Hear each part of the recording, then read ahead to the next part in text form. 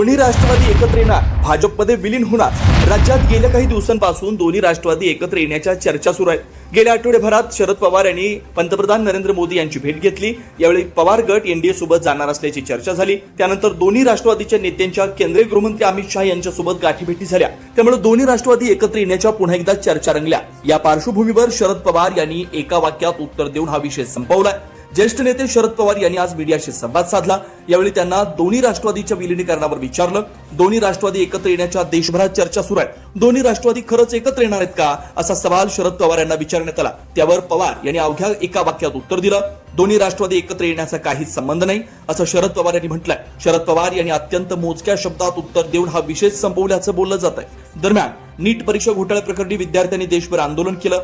या प्रकरणी विद्यार्थ्यांवर गुन्हे दाखल करण्यात आले। केंद्र सरकारने सीजेपीला आश्वासन देऊनही हे गुन्हे मागे घेतले जात नाही, त्याबाबतही शरद पवार यांना विचारण्यात आलं। त्यावर मी याबाबत पंतप्रधानांशी बोललोय, असं त्यांनी स्पष्ट केलं।